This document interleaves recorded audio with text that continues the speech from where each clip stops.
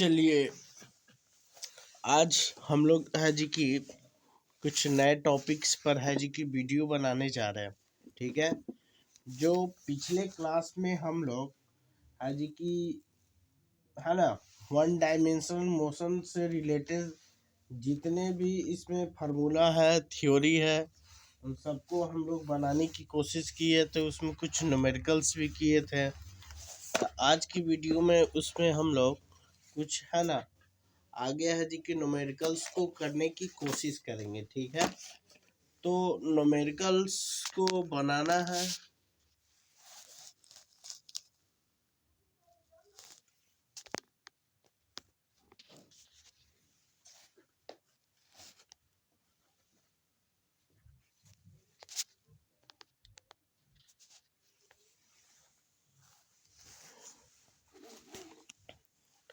ठीक है, तो चलिए हम शुरू करते हैं। आज ये क्वेश्चन है कि एक गतिमान पिंड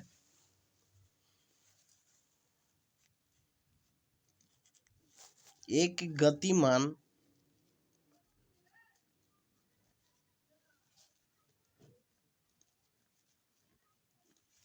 एक गतिमान पिंड एक सरलरेखीय मार्ग पर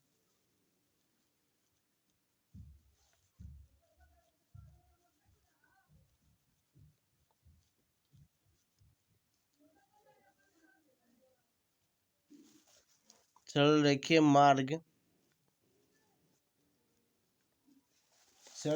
मार्ग पर आधी दूरी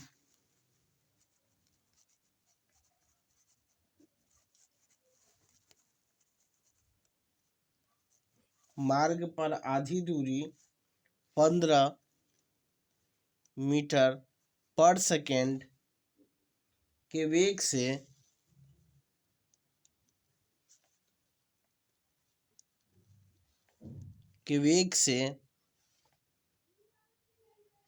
तथा शेष आधी दूरी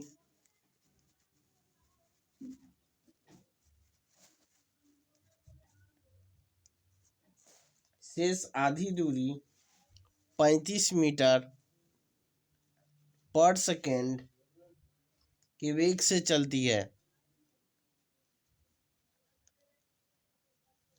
वेग से चलती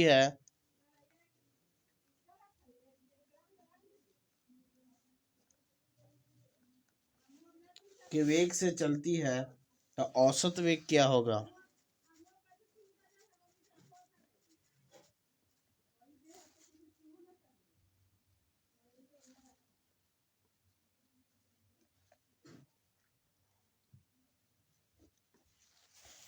चलिए ये प्रश्न इसको हल करना है।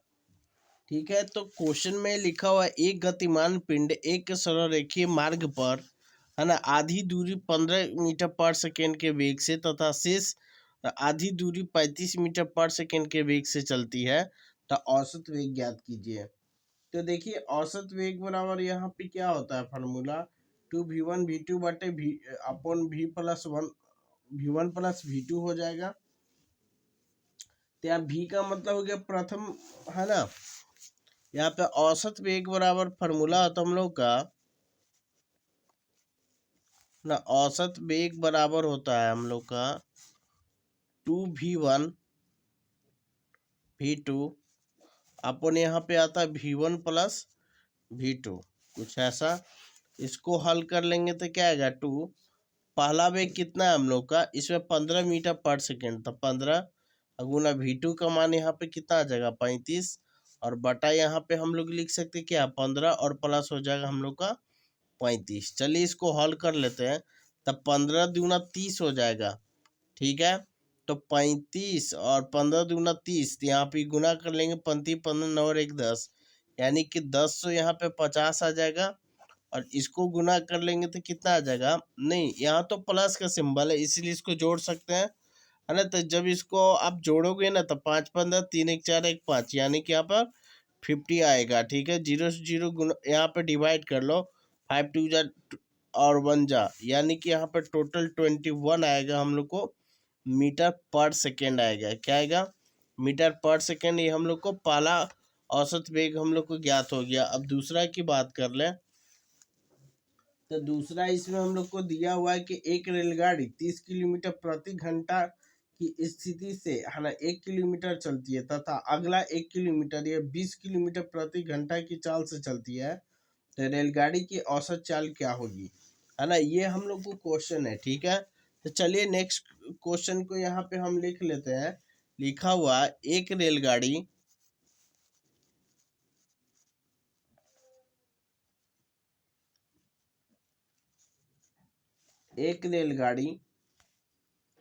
30 किलोमीटर प्रति घंटा की स्थिर चाल से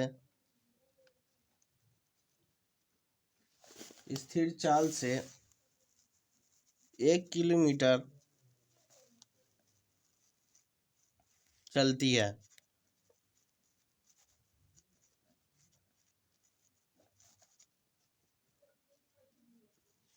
मीटर चलती है तथा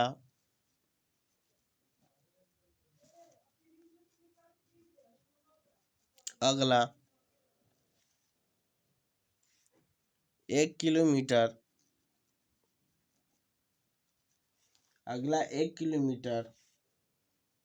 यह 20 किलोमीटर प्रति घंटा 20 किलोमीटर प्रति घंटा की चाल से चलती है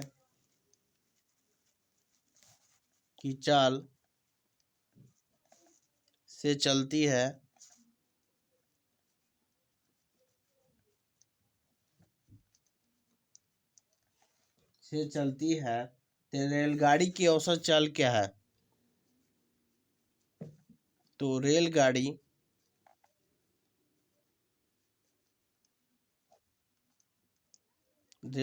की औसत चाल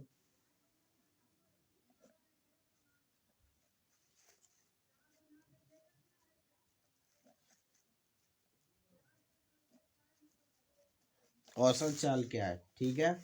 चलिए मान लिया जाए क्वेश्चन में कह रहा है कि एक रेलगाड़ी 30 किलोमीटर प्रति घंटा की स्थिर चाल से 1 किलोमीटर चलती है, ठीक है, तथा अगला 1 किलोमीटर या 20 किलोमीटर प्रति घंटा की चाल से चलती है, तो रेलगाड़ी की औसत चाल ज्ञात कीजिए। सबसे पहले यहाँ कुल दूरी निकाल लेंगे, ठीक है। तो पहला स्थिति में यहाँ पे 1 किलोमीटर और दूसरा स्थिति में भी 1 किलोमीटर चलती है, तो 1 + 1 बराबर यहाँ पे 2 किलोमीटर हो जाएगा। कुल दूरी 2 किलोमीटर हो गया। अब यहाँ पे कुल समय निकाल लेते हैं। तो देखिए कुल समय बराबर क्या होगा? कुल समय इसलिए निकाले क्योंकि औसत चाल बराबर कुल दूरी बटे कुल समय होता है, और समय बराबर दूरी बटे चाल जानते हैं। तो 1 किलोमीटर है जी की 30 किलोमीटर प्रति घंटा की चाल से चल रही है, तो समय बराबर दूरी बटे चाल यानी कि 1/30 हो जाएगा। और दूसरा स्थिति में यहाँ पर जोड़ देंगे समय को। या 1 किलोमीटर दूरी तय करती है 20 किलोमीटर प्रति घंटा से, तो इसका चाल बराबर समय बराबर क्या होगा? दूरी बटे चाल यानी 1/20 हो जाएगा। अब इसको जोड़ लेते हैं, तो यहाँ पर 20 आ जाएगा, इधर 30, तो 30 से 20 कितना होता है? 50। और नीचे एलसीएम ले लेंगे तो हो जाएगा 3×9 = 600। यहाँ पे 1 0 से 1 0 12×5 = 60, यानी कि 1/12 घंटा का उसको समय लग जाएगा, ठीक है।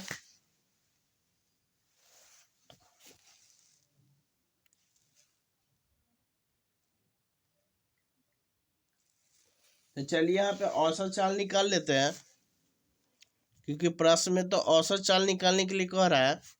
यहाँ पे औसत चाल बराबर कितना हो जाएगा? कुल दूरी बटे कुल समय। तो कुल दूरी यहाँ पे 2 किलोमीटर है, चाल यहाँ पे दिया 1/12। इसको हल कर लेंगे तो कितना आएगा? 12 बटे हम लोग को 2 आएगा ना।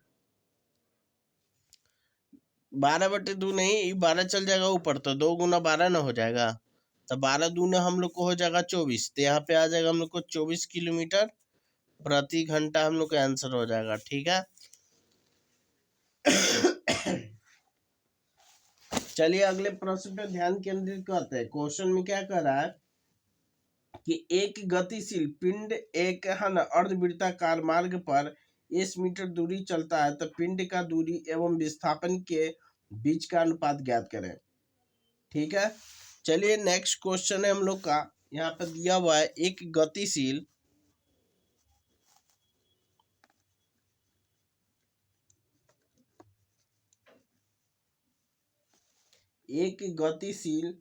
पिंड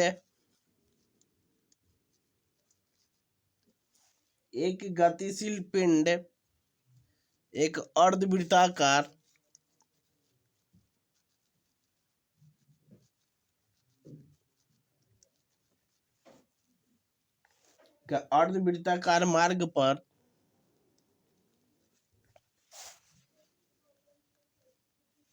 मार्ग पर एस मीटर दूरी चलता है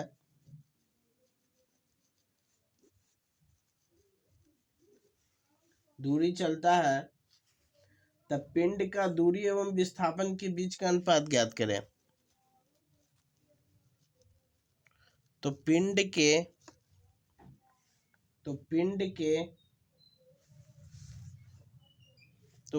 का बीच विस्थापन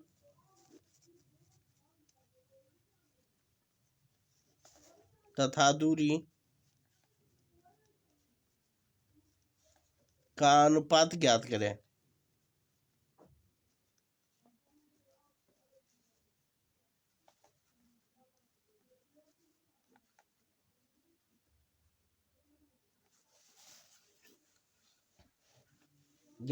ठीक है, चलिए मान लिया जाए कि एक कोई रास्ता है, क्या है हम लोग को रास्ता है। ठीक है, यहाँ से ये ऐसे चल रहा है। ठीक है, ये हम लोग को ऐसे चल रहा है, ये चल रहा है। तो मान लीजिए कि एक कोई मध्य बिंदु हम लोग को ओ है। ठीक है, क्या मध्य बिंदु ओ है, ये बिंदु को ए मान लेते हैं, इसको हम लोग बी मान लेते हैं।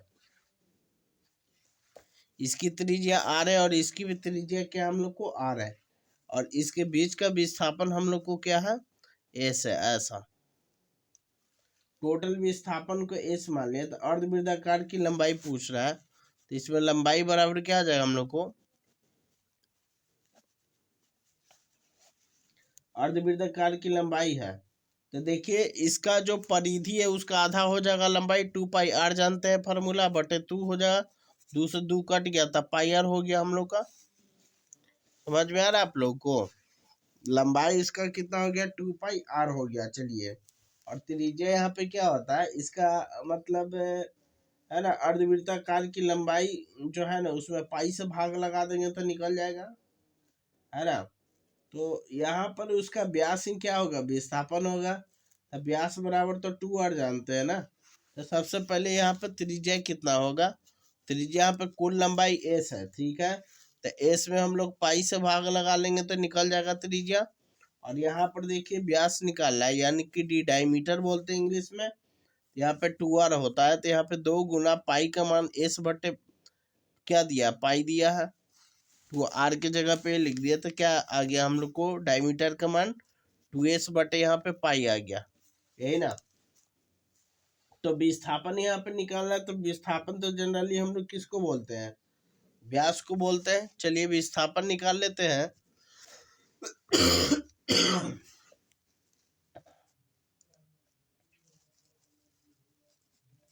विस्थापन बराबर यहाँ से आ जाएगा हम लोग को क्या, 2r। तो 2 गुना r का मान कितना था, s बटे पाई। तो चलिए ना डायरेक्टली हम लोग यहाँ पे s बटे टोटल का पाई कर लेते, विस्थापन का मान और कुल दूरी। तो देखिए ये दोनों का अनुपात निकालना था, तो हम अनुपात निकाल लेंगे। तो अनुपात किसका निकालना था, दूरी और विस्थापन का ना। तो देखिए दूरी चल जाएगा हम लोग को ऊपर में नोमरेटर में, विस्थापन आ जाएगा डिनोमिनेटर यानी कि हर में। ठीक है, तो कुल दूरी का मान कितना है, तो यहाँ पर कुल दूरी हम लोग को हो जाएगा कितना, कुल दूरी का ये जो मान है हम लोग को यहाँ पे लिख सकते हैं 2πr बटे यहाँ से 2 आएगा। ठीक है, और बटा यहाँ पर विस्थापन का मान कितना 2r है, तो 2 से 2 कट जाएगा, r से r कट जाएगा, तो कितना बच गया हम लोग को, पाई बटे 2 है। तो यहाँ पे लिखेंगे पाई बटे हम लोग को 2 आ जाएगा। ठीक है, यही हम लोग का अनुपात आ गया। तो यहाँ पर लिख सकते हैं पाई अनुपात 2 लिख सकते हैं, है ना। शायद आप लोग को समझ में आ रहा होगा। चलिए अगले प्रश्न पर ध्यान को केंद्रित करते हैं। हम लोग का यहाँ पर नेक्स्ट क्वेश्चन क्या है। नेक्स्ट क्वेश्चन है कि कोई कार 90 किलोमीटर लंबे मार्ग में से है ना पहले 30 किलोमीटर की दूरी 30 घंटा प्रति घंटा की समान चाल से तय करती है। शेष 60 किलोमीटर मार्ग को रेलगाड़ी किस चाल से तय करे कि उसकी औसत चाल 60 किलोमीटर प्रति घंटा हो जाए। चलिए तो अगले क्वेश्चन पे ध्यान केंद्रित करते हैं। तो क्वेश्चन दिया है कोई कार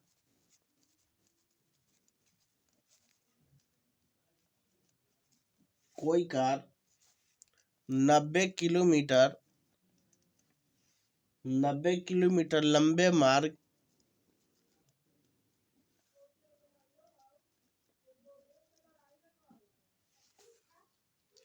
में से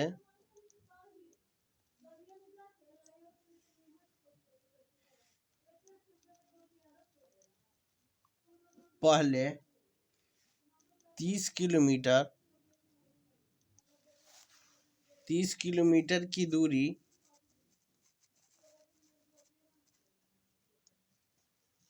किलोमीटर की दूरी 30 किलोमीटर प्रति घंटा की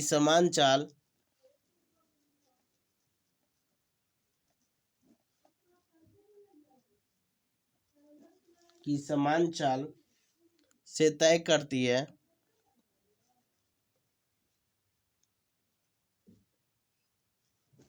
तय करती है।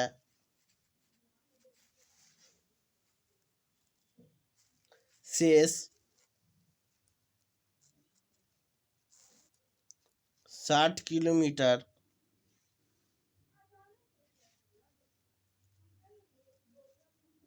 मार्ग को रेलगाड़ी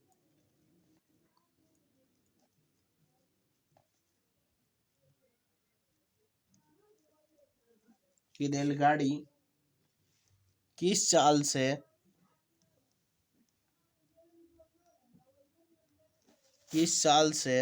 करे कि उसकी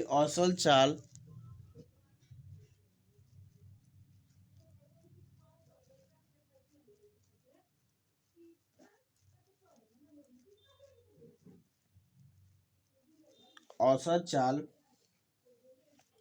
60 किलोमीटर प्रति घंटा हो जाए। चलिए इस प्रश्न को हल करते हैं। क्वेश्चन कह रहा है हम लोग को, क्या दिखाई दे रहा है? हाँ चलिए क्वेश्चन तो आ रहा है कैमरा में।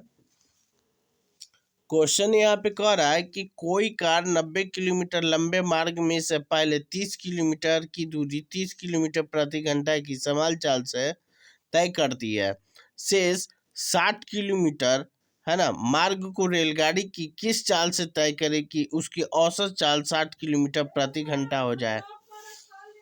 ठीक है, तो चलिए यहाँ पर समय निकाल लेते हैं t1। तो 30 किलोमीटर की दूरी 30 किलोमीटर प्रति घंटा की रफ्तार से तय करिए ना, तो एक बार में कट जाएगा। तो यहाँ पे 1 घंटा का समय आ गया। फिर दूसरे केस में यहाँ t2 निकालना है, तो t2 निकाल लेते हैं। ठीक है, तो क्वेश्चन में आगे क्या कर रहा है, कुल यात्रा 90 किलोमीटर का 30 किलोमीटर पहले ही तय कर लिया, तो बचा कितना, 90 में से हम लोग 30 को घटा लेंगे ना, तो इतना ही ना हम लोग को बच जाएगा। और बटे यहाँ पे चाल की बात कर ले, तो चाल यहाँ पे कितना कह रहा है क्वेश्चन में, कि कह रहा है कि समान चाल से तय करे कि उसकी औसत से 60 किलोमीटर मार्ग को रेलगाड़ी किस चाल से तय करे कि उसका औसत चाल 60 किलोमीटर प्रति घंटा हो जाए। चलिए हमको दूसरा केस में इसका चाल नहीं पता, उसको भी मान लेते हैं। तो यहाँ पर 60 बटे भी हम लोग को है जी की समय आ जाएगा। और यहाँ पे औसत चाल बराबर क्या जानते हैं, औसत वेलोसिटी, यानी कि यहाँ पे कुल दूरी बटे कुल समय।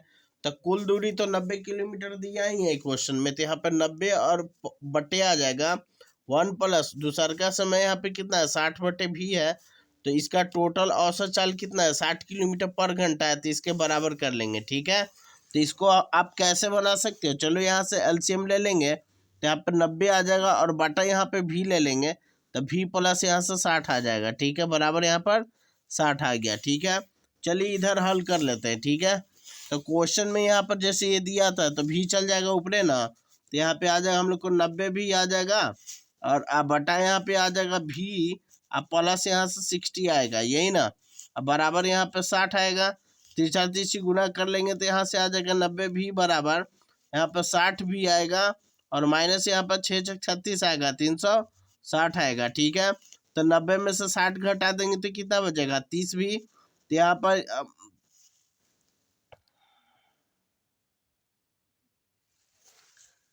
ठीक है, कुछ ऐसा ही आने वाला है।